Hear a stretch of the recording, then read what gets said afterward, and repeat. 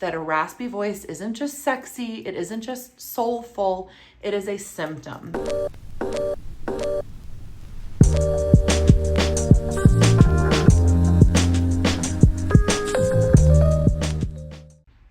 Hi, it's your favorite opera diva back with a deep dive on Miley Cyrus and Rinkus Edema.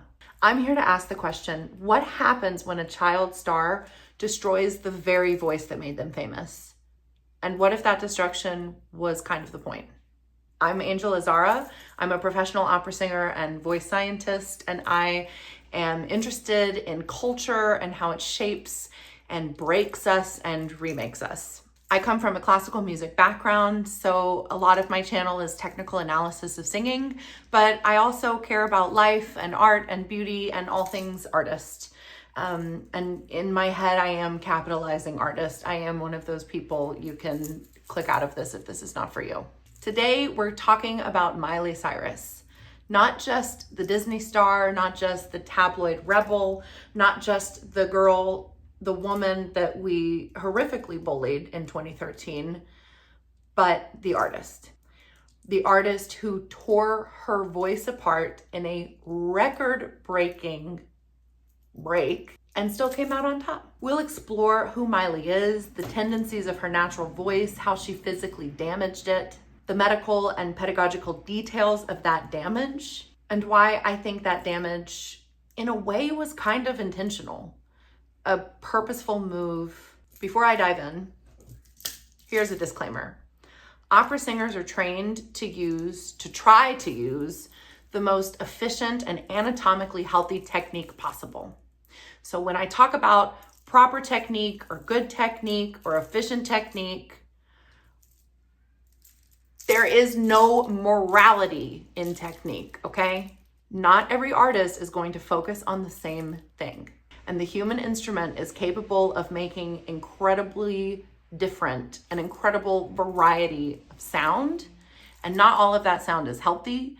And some of those sounds with prolonged usage over time can really fuck your voice up. But that said, utilizing these techniques does not make you a bad singer or a bad artist. There are plenty of good singers with mediocre technique. There are plenty of incredible singers with straight up bad technique. And there are plenty of really absolutely vile singers with good technique. That is not the point. We are here to talk about the art that they make. And then like the scientific function of the voice. So let's talk a bit about who Miley Cyrus was pre-adulthood. Miley Cyrus was born in 1992 in Franklin, Tennessee as Destiny Hope Cyrus into a family steeped in music. Nicknamed Smiley, oh my God, because she smiled so much as a baby, she later changed her name to Miley. And at just 13 years old, she skyrocketed to fame when she became Hannah Montana in the Disney Channel original series. A lesser known fact, for me at least, was that she almost turned down Hannah Montana for Shark Boy and Lava Girl, which is just an alternate reality that is like the mind boggles. So this 32-year-old has, and we are the same age, and that is vile information for me, and I'm not going to overthink that later tonight in my bed. This 32-year-old has spent essentially 2 decades evolving in the spotlight, growing up in the spotlight, and we grew up with her. Miley's journey is one, I think, of artistic expression, resilience, unapologetic self-identity. And it all started with a dream to be on stage, sparked by a performance of Mamma Mia, and who hasn't been motivated and inspired by ABBA? So let's dive into the vocal abuse and the understanding of what actually went down. Miley drank, smoked, sang her voice out, stayed out late after concerts, and would go out and party and scream her head off. You can just look at the lyrics to her song Used to Be Young and you know that this girl was a wild one. She is really a textbook case of vocal abuse. Now, she had a raspy voice to begin with, likely due to singing too much in her youth before the ligature had hardened enough to withstand the abuse of the demands that she placed on her voice and the demands, more importantly, others placed on her voice. Here is a direct quote from her Today Show interview with Anna Kaplan. "I have the Rinkus Edema, which is something that is called its abuse of the vocal cords," Cyrus said. and being 21 and staying up and drinking and smoking and partying after every show does not help. But also in my case, it does not cause it. So my voice always sounded like this. It's part of my unique anatomy. Kind of. I love Miley, but after 2 weeks of gathering information on her, doing research and just refreshing my memory on Rinkus edema and this type of inflammation of the cords, from a clinical understanding of Rinkus edema, this is not particularly true. Rinkus edema, or polypoid chorditis, which literally just means resembling a polyp, swelling of the cords. It's a benign disorder of the vocal folds that commonly results in symptomatic dysphonia. Dysphonia is just hoarseness, right? And it being symptomatic means it's the type of hoarseness that is caused by something external or by an underlying condition. It's something that can even result in dyspnea when severe, which is like shortness of breath. The cords can be so big that you literally can't breathe. Rinkus edema is most commonly found as a secondary condition from smoking, and it's more prevalent in females than it is in men. Underlying conditions of the thyroid, GERD, acid reflux, these are things that can exacerbate the condition, but there's nothing that makes you inherently born with Rinkus edema. So it being a part of someone's unique anatomy is kind of impossible. Underlying conditions that you develop can exacerbate it. But I find it very unlikely that Miley, in the machine that she was tied up in and the millions of dollars riding on her voice, was unaware, even during the Hannah Montana days, of the swelling, inflammation, and overuse and abuse of her vocal folds. But we're really not here to talk about if she was born with it or not, or if it's Maybelline. We're here to talk about what it is. I love these rings. They're so fun. Miley was very much pushed through an industrial machine. Grueling tour schedule, on-set concert, constant rehearsing, and little to no vocal rest. This is the perfect recipe for vocal trauma. Her signature rasp, even in her early years, was a sign. Her signature rasp, even in her early years, should have been a major red flag. A consistent rasp in a child singer is not texture. It's a sign of incomplete glottic closure, which points directly to vocal fold abuse. The proper action would have been referral to a voice scientist or a vocal therapist, most importantly, an otolaryngologist or ENT, speech language pathologist, something, anything. But I think when there are millions of dollars at stake, it's not hard to imagine that any concerns were dismissed or covered up.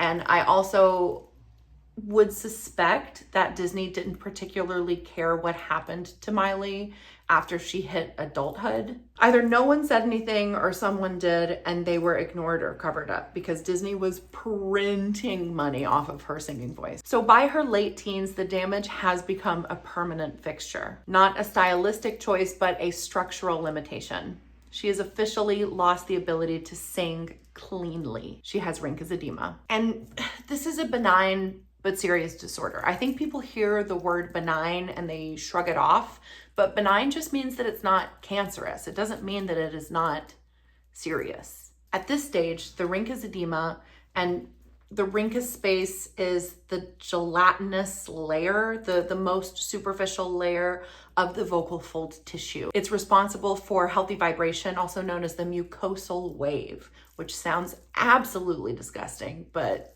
it's important. Chronic irritation and inflammation played a factor and was severely compounded by cigarette smoke. And it led to a very early diagnosis of Rinkus edema and her subsequent vocal surgery in 2019. The most common surgical treatment for Rinkus edema is a microlaryngoscopy, which is where they go in with a laser and they slice off the affected tissue. This is not a small decision. While the goal is to restore vocal fold function, the surgery carries serious risks, most notably scarring. And scar tissue can permanently damage the cords, change the sound of them. It can tighten them and stiffen them in a way that can permanently ruin your voice, just like a Julie Andrews. So in other words, you're gambling with your instrument.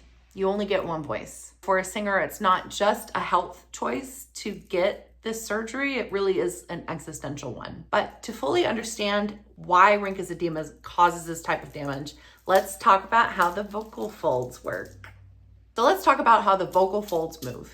They open and they close. Opening is called abduction, closing is called adduction. I always have to double check that. I've known it for years, but the B and the D are so close together. Now, The cords vibrate during phonation. Once the folds are closed, air from the lungs, subglottic pressure, which I talk about a lot on the channel, builds up beneath them, and eventually the pressure, that subglottic pressure of air, causes the folds to open up. The air escapes, the pressure drops, and the folds snap back together for two reasons: the elastic recoil of the tissue and the Bernoli Effect, which is that air moving through a narrow gap produces suction. The opening and closing of the cords happens hundreds of times a second. So if you look at hertz, like A440, when you sing an A4, which is an A above middle C on the piano, your vocal folds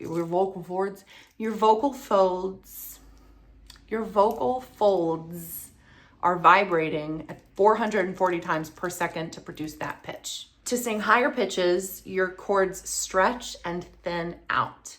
This is done with the CT muscle, also known as the cricothyroid muscle. Other aspects that are incorporated when you're singing higher is that the tension increases and the vibrations get faster. So the opposite happens when you sing lower. The cords shrink and shorten, and they relax, and they phonate slower. They oscillate slower is maybe a better term. Now, the mucosal wave that I mentioned earlier, the key to a healthy tone is really created by Rinkus space, which is that superficial layer of the fold. There are 3 layers. And this superficial layer, the Rinkus space, is really like 13% of the total vocal fold, which is already like a teeny, tiny little guy. This wave starts from the bottom edge of the fold, moves upward and outward, then resets when the folds come back together. If there's swelling, polyps, nodules, fluid, like in Rinkus Edema, the mucosal wave becomes sluggish and disrupted, and it ruins the tone of the sound. Now, the muscles that are involved in the opening and the closing of the folds are still working, even though Rinkus Edema is affecting the voice. Your lateral cricoarytenoid, the LCA, brings your vocal folds together, and your posterior opens them. Rinkus Edema doesn't paralyze these muscles, but it makes it a lot harder for them to do their job. What Rinkus Edema actually disrupts: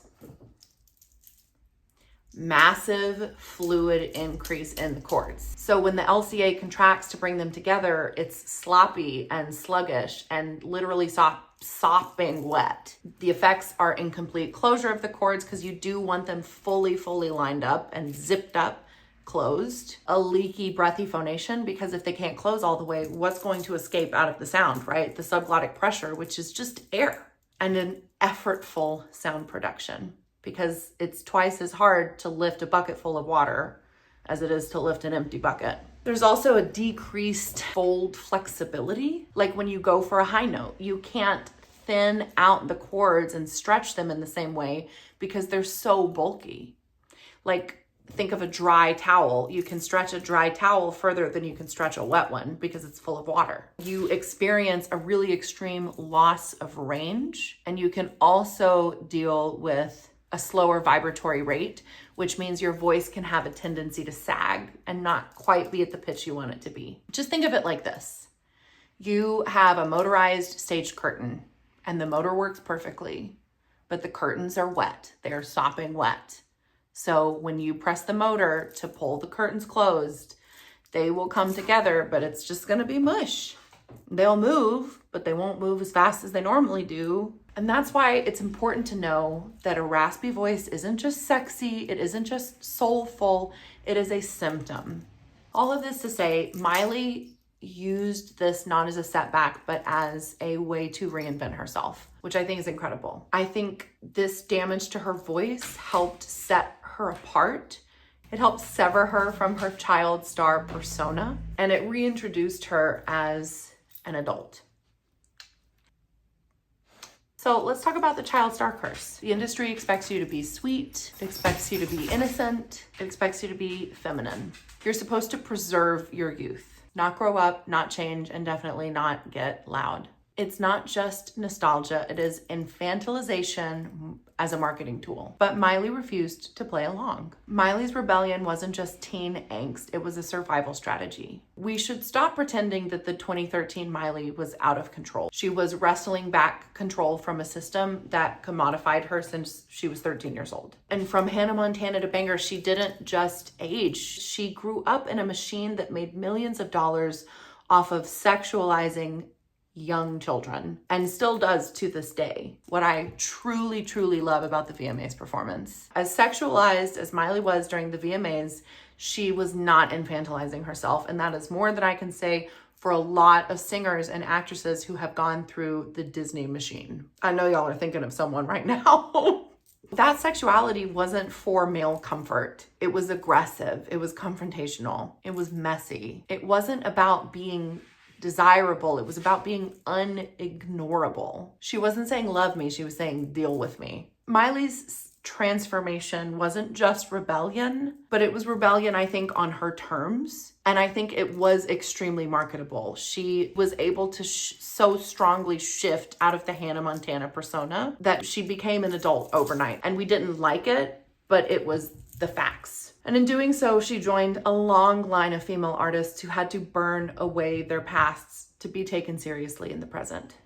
So here's my question. Did she successfully burn the bridges behind her? I think yes. I think she 100% burned Hannah Montana to the ground, not only with the massive changes in her voice, but in that VMA's performance and subsequent performances. And I think that's why people really started to listen to her music through a new lens. But what are we really supposed to take from all of this and where she is now as she is still living with and managing Rinkus Edema?